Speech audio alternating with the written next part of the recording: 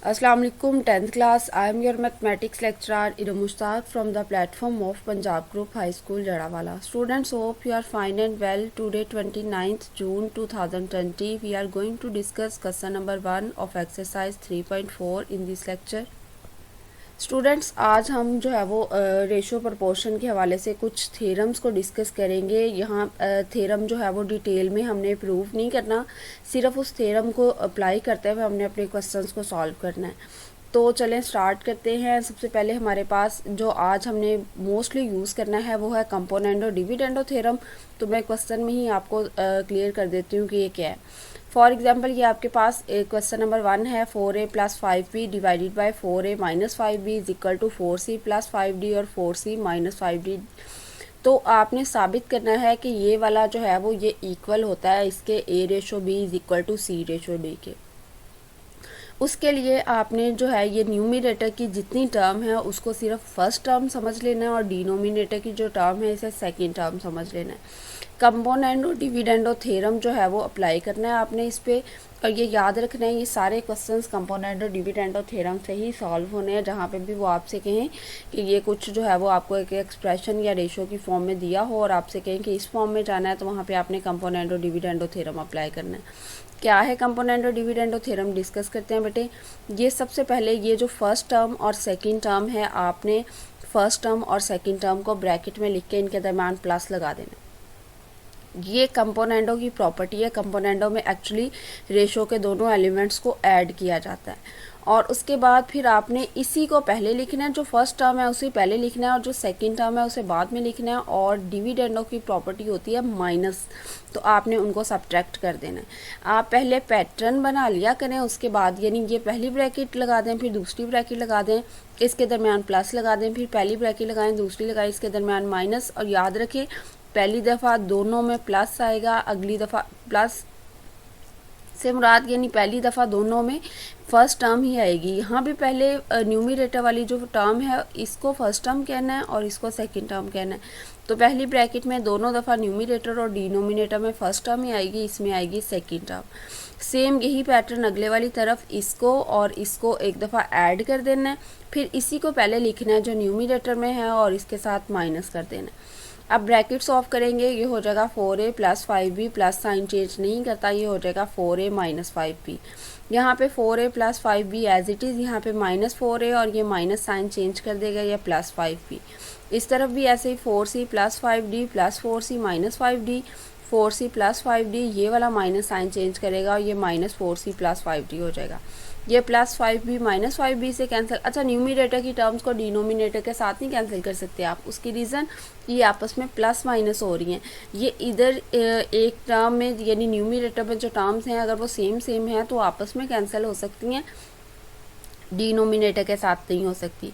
+5b - 5b से cancel, तो ये 4a और 4a टोटल हो गया 8a। प्लस करते वक्त ये जो उनके साथ वेरिएबल होता है उसको एज इट इज़ एक मरतबा लिख देते हैं। 5b और 5b हो गया 10b और ये हो गया जी 4c और 4c 8c, क्योंकि +5d - 5d से कैंसिल हो चुका है। 4c - 4c ये हो जाएगा, ये कैंसिल हो जाएगा और 5d और 5d ये 10d हो जाएगा। By multiplying both sides by 10/8। 10/8 से क्यों मल्टीप्लाई करना है, आपको चाहिए सिर्फ a/b। यहाँ पे इस साइड पे देखें क्या एक्स्ट्रा है, 8/10। इसको कैसे ख़त्म किया जा सकता है, जब इसे मल्टीप्लाई कर दे 10/8 से। फिर इसी तरीके से इस तरफ भी, तो आपने जिससे भी मल्टीप्लाई करना है आप सिर्फ एक टर्म को कंसीडर करते हुए देख लें किस नंबर से मल्टीप्लाई करना है, दूसरा ऑटोमेटिकली जो है वो ख़त्म हो जाएगा। तो ये 10/8 से हमने मल्टीप्लाई किया है यहाँ किसको, ये 8/10 और a और b को। 10 से कैंसिल हो गया, 8 से कैंसिल हो गया, इस तरफ a/b रह गया। सेम इसी तरीके से 10 से कैंसिल हो गया, 8 से यहाँ पे रह गया c/d। जब इसको इस फॉर्म में लिख देंगे तो a/b is equal to c/d। अब हम कंपोनेंडो डिविडेंडो थ्योरम से ही हमने बाकी सारे क्वेश्चंस की, आज क्वेश्चन नंबर 1 के सारे पार्ट्स की प्रैक्टिस करनी है। तो होप सो कि आपको ये कॉन्सेप्ट क्लियर हो जाएगा। नेक्स्ट बेटे मेरे पास थर्ड क्वेश्चन है। इसमें से कुछ क्वेश्चंस मैंने आपके होमवर्क टास्क के लिए छोड़े हैं। सेम जिस तरीके का मैंने एक क्वेश्चन करवाया उसी जैसा अगला पैटर्न का क्वेश्चन है, तो वो मैंने आप लोगों के लिए छोड़ा है। तो आपने उसको सॉल्व करने की कोशिश करनी है, बहुत आसानी से सॉल्व हो जाएगा। ये आपके पास पूरी की पूरी फर्स्ट टर्म, ये second term, first term plus second term. उसके बाद डिनोमिनेटर पे आ जाए, फिर पहले फर्स्ट टर्म लिखेंगे, बाद में सेकंड टर्म लिखेंगे और दरमियान में माइनस लगाएंगे। ये है हमारे पास कंपोनेंडो डिविडेंडो थ्योरम। सेम इसी पैटर्न से ये भी, ये पूरी की पूरी फर्स्ट टर्म, फिर प्लस दरमियान में लगाएंगे और ये सेकंड टर्म। ब्रैकेट ज़रूर लगानी है क्योंकि प्लस तो साइन चेंज नहीं करता लेकिन माइनस साइन चेंज करता है। यहाँ आगे ज़्यादा टर्म्स होती हैं तो अगर आप ब्रैकेट नहीं लगाएंगे तो फिर साइन का प्रॉब्लम हो जाएगा यहाँ पे। और फिर फर्स्ट टर्म और सेकंड टर्म और दरमियान में माइनस। अब इसे सॉल्व करते हैं, ब्रैकेट से इसकी ख़त्म करनी है। न्यूमरेटर में किसी का साइन चेंज नहीं होना क्योंकि इसके स्टार्ट पे भी प्लस है, इसके स्टार्ट पे भी प्लस है। यहाँ इसका साइन चेंज नहीं होना लेकिन इस ब्रैकेट के स्टार्ट पे माइनस है तो इन दोनों का साइन चेंज हो जाएगा, ये माइनस का हो जाएगा और ये प्लस का हो जाएगा। उसके बाद बेटे दूसरी तरफ भी ब्रैकेट्स ऑफ कर देनी है। न्यूमरेटर में कोई साइन चेंज नहीं होगा, डिनोमिनेटर में सिर्फ अगले वाली ब्रैकेट के साइन चेंज होंगे। ये बी डी स्केयर इस माइनस बी डी स्केयर से कैंसिल हो जाएगा और ये ए सी स्केयर इस माइनस ए सी स्केयर से कैंसिल हो जाएगा। ये एक ए सी स्केयर है और ये दूसरा ए सी स्केयर, तो टोटल ये हो गए 2 ए सी स्केयर। उसके बाद हमारे पास रह गया यहाँ पे 2 बी डी स्केयर और यहाँ पे रह गया बेटे सी क्यूब और सी क्यूब, ये हो गया 2 सी क्यूब और यहाँ पे है डी क्यूब और डी क्यूब 2 डी क्यूब। अब ये वाले आपस में सारे मल्टीप्लाई हो रहे हैं तो 2 इससे कैंसिल हो गया, ये रह गया A C square divided by B D square और यहाँ पे सी क्यूब डी क्यूब रह गया। उसको अलहदा करके लिख दिया है। उसकी रीज़न सुने कि क्यों लिखा। यहाँ पे इस तरफ आपको चाहिए ए ओवर बी यानी ए रेशो बी, तो इसका मतलब है सी स्केयर डी स्केयर एक्स्ट्रा है यहाँ पे, तो हमने किससे मल्टीप्लाई करना है कि ये ख़त्म हो जाए। इसको मल्टीप्लाई करेंगे डी स्केयर ओवर सी स्केयर से, ताकि जब मल्टीप्लाई करेंगे तो यहाँ पे ये कैंसिल होकर यहाँ पे रह जाएगा सिर्फ ए ओवर बी। और इस तरफ ये जो अलहदा करके लिखा है, वैसे अगर आप अलहदा नहीं भी करके लिखेंगे तो भी हमें पता होगा यहाँ सी क्यूब भी होगा तो नीचे वाले सी स्केयर से कट जाएगा और ऊपर एक सी रह जाएगा और इसी तरीके से नीचे एक डी रह जाएगा, क्योंकि डी क्यूब था जब हमने डी स्केयर से मल्टीप्लाई करना है। और बाद में आपने इसको जो है वो रेशो फॉर्म में लिख देना है कि साबित हो गया कि ये इक्वल था A ratio B is equal to C ratio D. तो यहाँ तक बेटे ये आपका क्वेश्चन कंप्लीट हो गया है। नेक्स्ट हमारे पास क्वेश्चन जो है वो रेशो फॉर्म में दिया हुआ है, हम पहले उसे फ्रैक्शन में कर लेंगे ताकि आसानी से हम कंपोनेंट डिविडेंड और थ्योरम अप्लाई कर सकेंगे। हो जाएगा P A plus Q B divided by P A minus Q B. उसके बाद P C plus Q D divided by P C minus Q D. आपने इस बात पे परेशान नहीं होना कि क्या पहले ही इस पे कंपोनेंट और डिविडेंड और थ्योरम अप्लाई हुआ है, ये पहले ही प्लस में और माइनस में है। बिल्कुल भी नहीं, ये पूरी की पूरी फर्स्ट टर्म है और ये सेकेंड टर्म है। कंपोनेंट और डिविडेंड और थ्योरम के अकॉर्डिंग यहाँ पहले फर्स्ट टर्म लिखी, फिर सेकंड टर्म लिखी, दरमियान में प्लस, फिर पहले फर्स्ट टर्म और फिर सेकंड टर्म। बेटे इसका पैटर्न चेंज नहीं करना, पहले न्यूमरेटर में और डिनोमिनेटर में भी पहले एंटीसीडेंट फिर कॉन्सिक्वेंट, फिर यहाँ भी एंटीसीडेंट और कॉन्सिक्वेंट, सिर्फ साइन चेंज होता है। यहाँ पे यहाँ प्लस आ जाता है, यहाँ माइनस। फिर सेम यही तरीके से पहले ये फर्स्ट टर्म लिखी, फिर सेकंड टर्म ये जो नीचे वाली है वो लिखी और प्लस। उसके बाद डिनोमिनेटर में फर्स्ट टर्म लिखेंगे, सेकंड टर्म और दरमियान में minus. P A plus Q B plus P A minus Q B, तो plus Q B minus Q B से cancel, P A plus Q B और ये माइनस साइन चेंज कर देगा, पी ए माइनस का हो जाएगा और क्यू बी प्लस का, तो plus P A minus P A से कैंसिल हो गया। इस तरफ P C plus Q D plus P C minus Q D plus Q D से कैंसिल हो गया और ये आपके पास रह गया है पी सी और प्लस पी सी। उसके बाद डिनोमिनेटर में हमारे पास P C plus Q D minus P C minus Q D, तो P C plus Q D बेटे एज इट इज़ आ जाएगा और ये जो minus P C minus Q D है इसका साइन चेंज होगा, पी सी हो जाएगा माइनस का और क्यू डी हो जाएगा प्लस का। Minus P C plus P C से कैंसिल हो गया। अब ये पी ए और ये पी ए आपके पास ये भी एक मरतबा है, ये भी एक मरतबा है, यानी इसका जब कोई कोफिशिएंट नहीं होता तो इसका मतलब है इसका कोफिशिएंट 1 है। यहाँ हो जाएगा 2 पी ए, यहाँ हो जाएगा 2 Q B is equal to 2 P C divided by 2 Q D, यानी आपने ये जो दो है इनको इकट्ठा कर देना है तो ये आपके पास 2 हो जाएगा। ये कैंसिल हो गया और यहाँ पे रह गया P A divided by Q B और यहाँ पे रह गया P C divided by Q D. अब आपको चाहिए यहाँ इस सिर्फ मैंने कहा आप एक तरफ को देखें, दूसरी साइड उसके लिहाज से खुद ही जो है वो सॉल्व हो जाएगी। आपको सिर्फ यहाँ पे ए बी चाहिए, ये पी क्यू इधर एक्स्ट्रा है, आप इसे किससे मल्टीप्लाई करेंगे, ये पी क्यू ख़त्म हो जाए, इसे कर दें क्यू ओवर पी से मल्टीप्लाई। तो इसको क्यू ओवर पी से मल्टीप्लाई किया, ये डॉट आपको पता है मल्टीप्लिकेशन के लिए होता है, ये वाले कैंसिल हो गए और इस तरफ रह गया ए ओवर बी। यहाँ पे क्यू क्यू से कैंसिल हुआ, पी पी से कैंसिल हुआ, इस तरफ रह गया सी ओवर डी। ये है फ्रैक्शन की फॉर्म में, आपने इसे रेशो फॉर्म में लिखना है, A ratio B is equal to C ratio D. Next बेटे हमारे पास जो क्वेश्चन है, इस जो पार्ट मैंने सिलेक्ट किया है इसमें ज़्यादा टर्म्स हैं, तो आपने बहुत एहतियात से इसको सॉल्व करना है। क्वेश्चन बहुत आसान है और पैटर्न भी वही है जो मैं आपको पहले क्वेश्चन में सिखा चुकी हूँ। आज हमने जितने भी क्वेश्चंस करने हैं वो सारे के सारे इसी पैटर्न से सॉल्व होंगे। ये पूरी की पूरी आपके पास फर्स्ट टर्म और ये पूरी की पूरी आपके पास सेकंड टर्म, जो जो इनमें साइन यूज़ हुए हैं किसी का साइन चेंज नहीं करना, एज इट इज़ ब्रैकेट में पहले फर्स्ट टर्म फिर सेकंड टर्म और दरम्यान में प्लस, उसके बाद फिर पूरी की पूरी ये वाली फर्स्ट टर्म यहाँ डिनोमिनेटर में और ये ब्रैकेट्स में लिखनी है आपने सेकंड टर्म और दरम्यान में माइनस।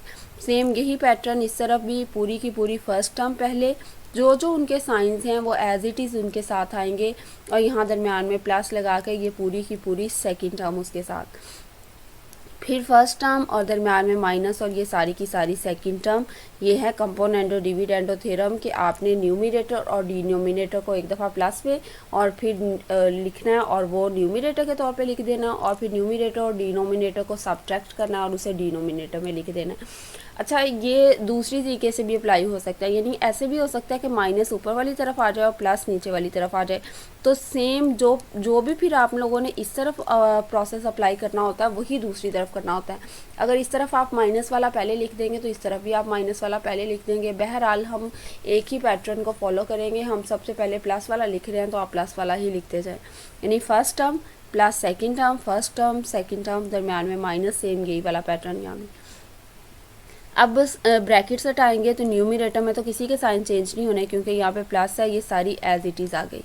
उसके बाद डिनोमिनेटर में जब ब्रैकेट हटाएंगे तो पहले वाली ब्रैकेट के साइन चेंज नहीं होंगे लेकिन अगले वाली सबके होंगे। ये minus A minus B plus C plus D हो जाएगा क्योंकि माइनस ने साइन चेंज कर दिए।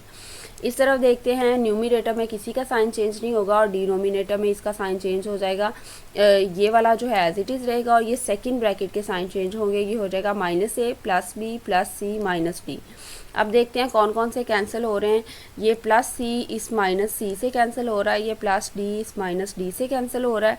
बाकी रह गया आपके पास एक ए और एक ए, ये हो गया 2a और ये बी और बी दोनों प्लस के हैं तो प्लस 2b हो गया।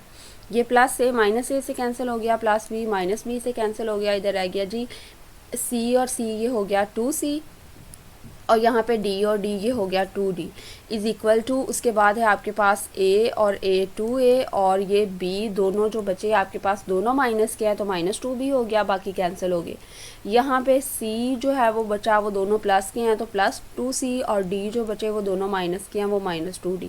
इन सब में से 2 कॉमन ले लिया तो यहाँ पे 2 से कैंसिल हो गया, ये रह गया a plus B over c plus D और यहाँ पे a minus B over c minus D. अब बेटे देखें, आपको एक तरफ चाहिए होता है ए बी वाली टर्म और जो सी डी वाली हैं वो दूसरी तरफ चाहिए होती हैं आपको। तो एक और थ्योरम है कंपोनेंटो डिविडेंडो के अलावा, उसे हम अल्टरनेटो थ्योरम का नाम देते हैं। अल्टरनेटो का मतलब होता है तब्दील करना। वैसे भी आप देखें क्रॉस मल्टीप्लिकेशन से भी हमें ये बात जो है वो पता है, लेकिन यहाँ अपने थ्योरम्स की मदद से सॉल्व करना है। तो अल्टरनेटो थ्योरम ये जो होता है ना, इसका दरमियान वाला यानी प्रपोर्शन में जो सेकंड एलिमेंट होता है उसको थर्ड से हम चेंज कर सकते हैं। थर्ड वाला इस सेकंड की जगह पे आ जाएगा और सेकंड वाला थर्ड की जगह पे आ जाएगा। इन दोनों को आप जो है वो चेंज कर सकते हो। इसको कहते हैं हम अल्टरनेटो थ्योरम। और ये क्यों हमने करना है, ताकि ए बी वाली टर्म्स एक तरफ हो जाए और सी डी वाली एक तरफ हो जाए। जब हम अल्टरनेटो थ्योरम अप्लाई करेंगे तो ये ए माइनस बी इस तरफ हो जाएगा और ये आपके पास जो है वो सी प्लस डी इस तरफ चला जाएगा। ये वाली सेकंड वाली ये फर्स्ट एलिमेंट होता है, ये सेकंड, ये थर्ड और फोर्थ। सेकंड को थर्ड के साथ रिप्लेस किया हमने।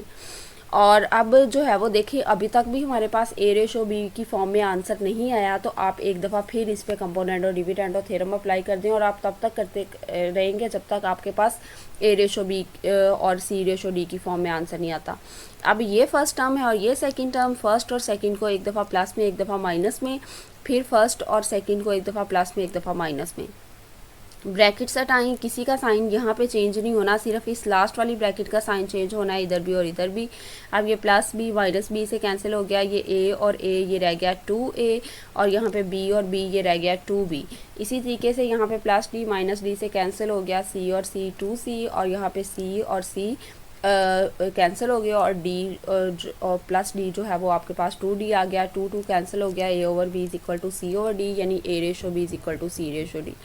कंपोनेंटो डिविडेंडो थ्योरम अप्लाई किया, उसके बाद हमने ए बी वाली टर्म्स को एक तरफ करने के लिए ऑल्टरनेटो थ्योरम अप्लाई किया। ऑल्टरनेटो का मतलब होता है तब्दील करना, अब्दाल जो है वो मसला अब्दाल इसे कहा जाता है। और उसके बाद जो है वो आपने दोबारा से कंपोनेंटो डिविडेंडो थ्योरम अप्लाई किया ताकि आपके पास लास्ट पे A ratio B C ratio D की फॉर्म में आंसर आ जाए। आज का लास्ट वाला पार्ट है, इसमें जो है वो इसके बाद आप लोगों के पास एक और पार्ट रह जाता है 8 वाला, वो आपने खुद सॉल्व करना है। ये मैं आपको सॉल्व करवा देती हूँ। कंपोनेंटो डिविडेंडो थ्योरम के अकॉर्डिंग ये पूरी की पूरी आपके पास एक ब्रैकेट में फर्स्ट टर्म प्लस ये डिनोमिनेटर वाली सेकंड टर्म, उसके बाद ये पूरी की पूरी फर्स्ट टर्म, उसके बाद ये वाली पूरी की पूरी सेकंड टर्म। अभी सिर्फ पहले पार्ट को सॉल्व कर रहे हैं, और दरमियान में जहाँ पे इज इक्वल टू यूज़ होता है वहाँ पे आपने स्टार्ट भी लगाना। स्पेस की कमी की वजह से मैंने ये इसके साथ वाला इज इक्वल टू का स्टेप नीचे लिखा है, आप यहाँ एक लाइन में भी पूरा कर सकते हैं। ये वाली पूरी की पूरी फर्स्ट टर्म, ये सेकेंड टर्म, और इन दोनों के दरमियान प्लस, फिर इसी तरीके से ये वाली पूरी की पूरी फर्स्ट टर्म, ये सेकंड टर्म, इनके दरमियान में माइनस। अब देखें आप जो है वो ब्रैकेट हटाएंगे, ये हो जाएगा 2a plus 3b plus 2c plus 3d, ये वाली पूरी की पूरी लिखी है पहले। ये एक स्टेप है दोनों वाला, और ये वाला एक स्टेप है, स्पेस की कमी की वजह से इनको अलग-अलग करके लिखा हुआ है। तो ये ब्रैकेट हटाएगी, यहाँ पे आपको पता है न्यूमिनेटर में साइन चेंज नहीं होता, डिनोमिनेटर में सिर्फ इस ब्रैकेट का साइन चेंज होगा। ये हो जाएगा -2a, ये देखें यहाँ पे लिखा हुआ है इसको, -3b plus 2c plus 3d। अब जो जो कैंसिल होते हैं उनको कैंसिल करें, उसके बाद इज इक्वल टू की दूसरी साइड को भी सॉल्व करना है। यहाँ भी किसी का साइन चेंज नहीं होना, सिर्फ डिनोमिनेटर में ये जो ब्रैकेट है सिर्फ इसका साइन चेंज होना है, ये -2a plus 3b plus 2c plus 3d। अब ये -3d हो जाएगा, प्लस 3d जो था। कैंसिल देखते हैं कौन कौन से होते हैं। 2c से कैंसिल हो जाएगा, 3d से कैंसिल हो जाएगा, यहाँ पे 2a और 2a रह जाएगा 4a, और 3b और 3b ये हो जाएगा 6b। इसी तरीके से यहाँ पे 2c और 2c ये हो जाएगा 4c, और ये 3d और 3d 6d हो जाएगा। उसके बाद यहाँ पे 2a और ये 2a आपके पास हो जाएगा 4a, और ये -3b हो जाएगा -6b। इसी तरीके से प्लस 2c, यहाँ पे प्लस 2c से होगा तो प्लस हो जाएगा 4c हो जाएगा, और -3d से ये -6d हो जाएगा। अच्छा, ये वाले आपके पास लिख दिए। अब देखें यहाँ पे जो है वो दोबारा से सी डी वाली टर्म अगेन इस तरफ है और ए बी वाली इस तरफ है, तो अल्टरनेटो थ्योरम आप वहाँ पे अप्लाई करते हैं। ज़रूरी नहीं है इसको अप्लाई करना, लेकिन वहाँ पे आप अप्लाई करना है ताकि ए बी वाली टर्म्स इस तरफ आ जाए। तो ये जो सेकंड वाला है इसको आपने रिप्लेस कर देना है थर्ड वाले से, ये इधर आ जाएगा और ये उधर आ जाएगा। अभी भी आपके पास ये पूरी की पूरी टर्म जो है ए ओवर बी की फॉर्म में नहीं आई, तो अब दोबारा से हमने क्या करना है, इसमें से देखें 2 कॉमन आ सकते हैं। अगर आपने लेके इसको कैंसिल करना हो तो कर दें, वरना ऐसे भी सॉल्व कर सकते हैं। कंपोनेंट और डिविडेंड ऑफ थ्योरम इस पे दोबारा अप्लाई करना है। ये पूरी फर्स्ट टर्म और सेकंड टर्म और दरमियान में प्लस। ये अभी एक साइड को सिर्फ एक साइड के साथ ही सॉल्व करना है, ये फर्स्ट और इसको सेकंड नहीं कहना। इसी के न्यूमिनेटर और डिनोमिनेटर की बात हो रही है। फर्स्ट टर्म सेकंड टर्म दरमियान में plus, first term second term दरमियान में माइनस।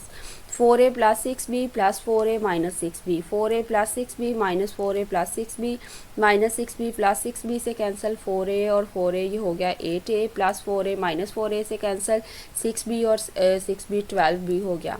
उसके बाद यहाँ पे है आपके पास 4c plus 6d plus 4c minus 6d plus 6d से कैंसिल 4c ये हो गया 8c, यहाँ पे 4c और 4c कैंसिल हो गया 6d और 6d 12d। ये 8 ओवर 12 है, आपने इसको ख़त्म करना है तो 12 ओवर 8 से मल्टीप्लाई करेंगे, इस तरफ रह जाएगा a over b is equal to c over d। इसको रेशो की फॉर्म में लिख देना है।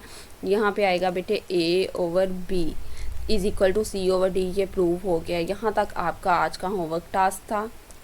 आपने क्वेश्चन नंबर 1 के सारे पार्ट्स अपनी नीट नोटबुक पे लिखने हैं और रफ नोटबुक पे आपने इसकी रिटर्न प्रैक्टिस करनी है एक्सरसाइज 3.4 के। कंपोनेंटो डिविडेंडो थ्योरम में हम क्या करते हैं, हम न्यूमरेटर और डिनोमिनेटर की टर्म्स को ऐड करते हैं और उसे निचले वाले स्टेप में न्यूमरेटर के तौर पर यानी ऊपर लिख देते हैं, और सब्ट्रैक्ट करते हैं न्यूमरेटर और डिनोमिनेटर्स की टर्म को और उसे डिनोमिनेटर के तौर पे लिख देते हैं। इसी तरीके से दोनों साइड्स को सॉल्व करते हैं और जब सॉल्व करके लास्ट में जो भी बचता है उसको उस टर्म से मल्टीप्लाई कर देना है कि लास्ट पे आपके पास बचे a ratio b is equal to c ratio d। अगर एक दफ़ा कंपोनेंटो डिविडेंडो थ्योरम अप्लाई करने से क्वेश्चन सॉल्व नहीं होता, उसको दोबारा अप्लाई करें तो आपके पास लास्ट पे यही वाला आंसर बचेगा। उम्मीद करती हूँ स्टूडेंट्स आज के लेक्चर की मदद से आप अपना टास्क कंप्लीट करेंगे। अल्लाह ताला आप सबको अपने हिफ्ज़-ओ-अमान में रखे। थैंक यू स्टूडेंट्स, अल्लाह हाफिज़।